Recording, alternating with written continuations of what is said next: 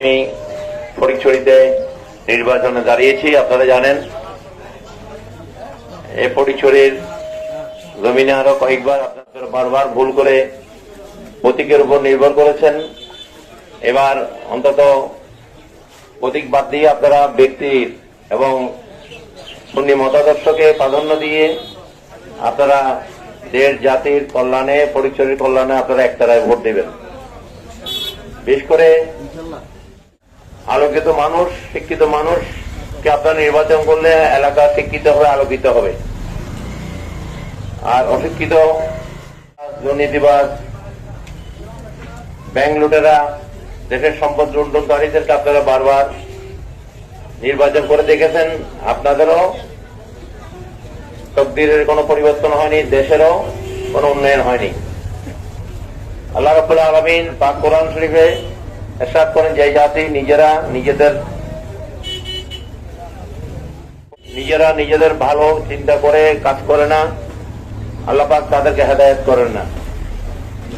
সুতরাং আমরা যদি বারবার আমরা ভুল জায়গায় আমানতকে দিয়ে আমরা খেয়ানত করি, এটার জন্য আমরাই দুঃখ কষ্টে আমরা পড়েছি এবং পড়ব।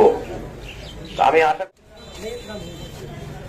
আপনারা প্রতীক নির্ভর না করে আলোকিত মানুষকে আপনারা ভোট দিবেন, ফটিকছড়িকে আলোকিত করবেন, যেন এই ফটিকছড়ি শিক্ষিতের হার থেকে শুরু করে এই ফটিকছড়ির প্রবাসীদের কল্যাণ, এই ফটিকছড়িতে শিক্ষার মান উন্নয়ন, এই ফটিকছড়িতে নারীদের সহ তাদের কর্মসংস্থান এবং চাঁদাবাজ, দুর্নীতিবাজ মুক্ত ফটিকছড়ি আমরা দেখতে চাই। আপনারা আপনাদের আমানত, যেটা ভোট, জনগণকে আমরা আহ্বান করছি, আপনারা একটা প্রতীকে ভোট দিয়ে আহলে সুন্নাত ওয়াল জামাত এবং সুন্নি মতাদর্শকে আপনারা জয়যুক্ত করবেন।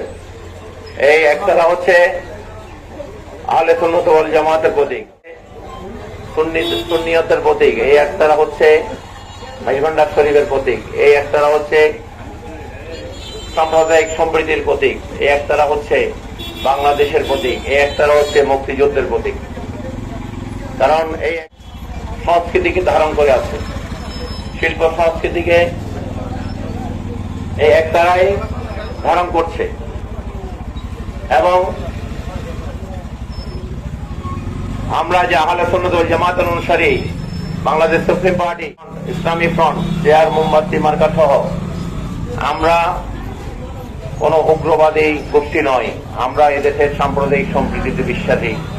আমরা ওই ইসলামকে ধারণ করি, উগ্রবাদের ইসলামকে আমরা ধারণ করি না। সুতরাং আপনারা এই মদিনার শান্তির ইসলামকে যারা ভালোবাসেন, তারা একতারা প্রতীক, মোমবাতি প্রতীক, চেয়ার মার্কা প্রতীকে আপনারা ভোট দিয়ে জয়যুক্ত করবেন। এক পরিবর্তন আমাদেরকে আনতে হলে অবশ্যই আমাদেরকে ভালো মানুষ, শিক্ষিত মানুষ, যারা সমাজকে আলোকিত করবে, যারা ইনসাফ ন্যায় প্রতিষ্ঠিত করার জন্য কাজ করবে, যারা জুলুম নির্যাতনকে দেশ থেকে তাড়ানোর জন্য কাজ করবে, তাদেরকে আপনারা জয়যুক্ত করবেন। যারা চাঁদাবাজকে প্রতিষ্ঠিত করবে, যারা সন্ত্রাসকে দিয়ে ভোগ বিলাসের উপকরণ বানাবে, এই দেশের যুব সমাজকে যারা মাদক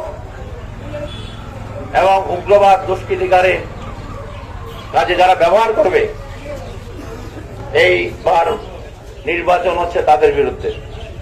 সমাজকে আবর্জনা মুক্ত করতে হলে আপনারা আলোকিত মানুষকে ভোট দিবেন এবং যুব সমাজকে ইনশাআল্লাহ তাআলা আমরা বর্তমান যে ডিজিটাল পদ্ধতি, আমরা প্রবাসীদের কল্যাণেও ইনশাআল্লাহ, বিদেশে আমি যেখানেই গিয়েছি প্রবাসীদের পক্ষে কথা বলেছি। আপনারা যারা বিদেশে অবস্থান করেন, দুবাই, বাহরাইন, কুয়েত, কাতার থেকে শুরু করে মালয়েশিয়া, প্রতিটা জায়গায় আমার অবস্থান আছে। আমি সেখানে বাংলাদেশি আমাদের প্রবাসীদের পক্ষে আমি ওইখানকার যারা বাংলাদেশের দূতাবাসের যারা কর্মকর্তা, তাদেরকে আমি বারবার প্রবাসীদের দুঃখ কষ্ট যাতনার কথা আমি বারবার বলে এসেছি। এদেশে যখন করোনা মহামারীর সময় আপনারা জানেন আছে, আমি আমার যতটুকু সামর্থ্য নিয়ে আমি মৃত্যু ভয়কে উপেক্ষা করে তাওয়াক্কাল তো আল্লাহর উপরে নির্ভর করে আমি কিন্তু আপনাদের পাশে ছিলাম। বন্যার সময় আমি আপনাদের পাশে ছিলাম। সুতরাং আপনারা চিনে নেবেন সুখের সময় নয় দুঃখের সময় কারা আপনাদের পাশে ছিল। সুতরাং আপনারা এই সুন্নিয়তের প্রতীককে আপনারা জয়যুক্ত করবেন, বাংলাদেশের এই প্রতীককে আপনারা জয়যুক্ত করবেন, একতারা প্রতীককে জয়যুক্ত। 12 তারিখ নির্দ্বিধায় আপনারা ভোট কেন্দ্রে যাবেন, মা বোনদের নিয়ে সবাইকে নিয়ে। এবার প্রশাসন নিরপেক্ষ থাকবে সেটা আমরা আশা করছি। যেহেতু কয়েকবার এই বাংলাদেশের মানুষ ফটিকছড়ির মানুষ ভোট দিতে পারেনি, তারা চেষ্টা করো কেন্দ্রে যেতে পারেনি। এবার ইনশাআল্লাহ তাআলা সবাই নির্দ্বিধায় আপনারা যাকে ইচ্ছা তাকে ভোট দিতে পারবেন, ভোট কেন্দ্রে যেতে পারবেন, সেই আশা আমরা ব্যক্ত করছি। প্রশাসন সরকার আমাদেরকে সেভাবে আশ্বস্ত করেছে। আশা করি আমরা ভোটের ফলাফল না আসা পর্যন্ত আমরা সেই আমানতকে রক্ষা করব, আমরা ভোট কেন্দ্রে আমরা অবস্থান করব।